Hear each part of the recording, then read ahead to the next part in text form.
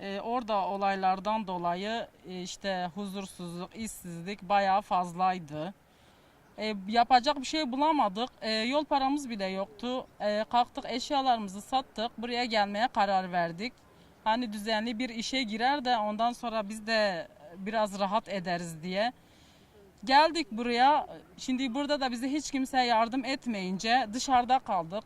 Sonra işte geldik, orada da olmadı. Buraya geldik.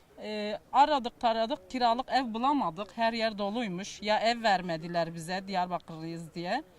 Ya da çoğusu doludur Suriyeliler geldiği için. Şimdi de geldik, buradayız. Çadırdayız ama çok kötü şartlar altında yaşıyoruz. Çocuklarım ikisi bronşittir. Kızım okula gidiyor, gidecek. Bir adresimiz yok. Elektriğimiz yok, suyumuz yok, içme suyu yok. Gece karanlıktadır. Çocuklar korkuyorlar. Korkuyoruz, rahat uyuyamıyoruz.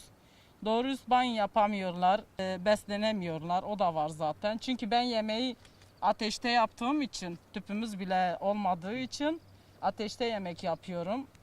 Çok kötü bir durumdayız yani. Şimdi bir de kızın okula gitmesi gerekiyor. Kızımın da şimdi okula gidecek ama bizim bir adresimiz de yerimiz de olmadığı için o okula da gidemez şimdi. Bir de bu iki çocuğum hastadır, bronşittir. Onlar daha da kötüye gidecek. Biz ondan korkuyoruz. Yani ben çocuklarım için çok endişeleniyorum. Bu kadar sıkıntıya, eziyete onlar için katlanıyorum ama kötü olmalarından korkuyorum.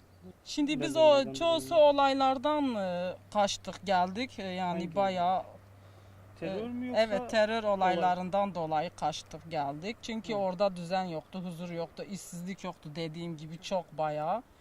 Buraya gelsek burada iş çoktur diye düşündük. Hani eşim boş kalmaz, çalışır.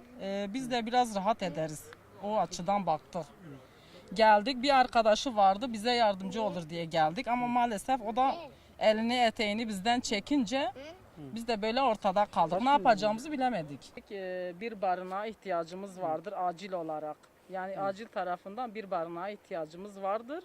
O kadar düşkün insanlar değiliz, aciz değiliz. Allah'ın izniyle barınak oldu mu zaten gerisi hallolur Allah'ın izniyle. Ben de yetkililere sesleniyorum. Gelsinler bizzat halimizi görsünler. Gelsinler ve görsünler diyorum. Başka bir şey demiyorum. Onlar bu hayatı yaşar mı acaba? Onlar kendi çocuklarının bu şekilde olmasını ister mi? Elektriksiz, susuz, karanlıkta, gece karanlığında biz daha karanlık çökmeden yemeğimizi yemeye çabalıyoruz. Ateşte yemeği pişiriyorum, ondan sonra çabalıyoruz. Gelsinler onlar da bu hayatı 2 gün yaşasın. Yaşasınlar ve görsünler, anlasınlar bizi. Yaşamadan anlayamazsın.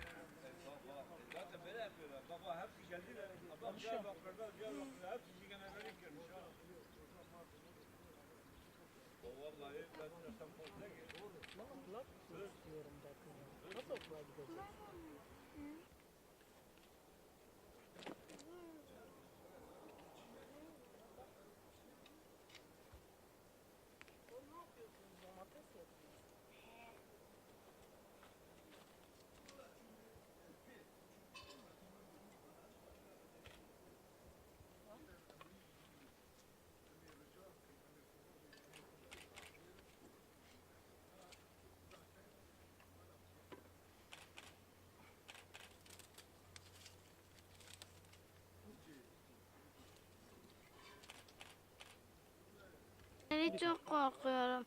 Ya yılan gelir ya akrep gelir. Çok korkuyorum. Bir de ben okula gitmek istiyorum. Gece köpek sesleri geliyor. Çok korkuyorum. Okula gitmek istiyorum. Uyuyamıyorum. Cumhurbaşkanımıza, başbakanımıza sesleniyorum.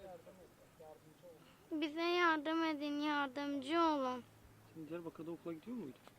Evet, gidiyorum. Derslerin nasıldı? Çok iyiydi. Burada okula gidebiliyor musun? Hayır. Gidecek misin? Gitmeyi istiyor musun? İstiyorum.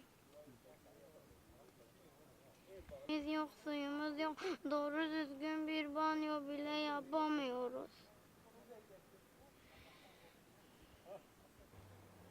Lavabo bile yok burada. Anne, güdür. Bunu giyme oğlum, bu sıcaktır. Biz ev aramışız, ev bulamamışız. Öncelikle gördüğünüz gibi çok acil bir şekilde bu ailemizin bir eve ihtiyacı var. İnşallah onlara en kısa zamanda bir ev temin etmeyi ümit ediyoruz. Bu evden sonra inşallah hamdolsun babaları var zaten. Yani evin reisi var, kendisi çalışabilecek bir durumda. Tabii ona da güzel bir iş bulunması gerekiyor. Dediğim gibi yani aciliyet kesmeden bir ev ve evin reisi için inşallah bir iş bulmamız. Onun dışında gördüğünüz gibi yani evde beyaz eşya namına da bir şey yok. Bu anlamda da inşallah elimizden geleni yapacağız. Hayırseverlerden gelen tabii ki yardımlar üzerine elimizden ne geliyorsa inşallah esirgemeyeceğiz. Allah'tan dileğimiz en kısa sürede bu ailemizin ihtiyaçlarının karşılanması, onların da ferah temiz bir eve geçip en azından kendi doğal ihtiyaçlarını rahat bir şekilde karşılayabilecekleri, temiz su içebilecekleri ve kendilerini gösterebilecekleri bir adrese kavuşup çocukların da okullarına kavuşması. Ümidimiz bu. Yardımseverlerden inşallah bunu talep ediyoruz. Teşekkür ederim.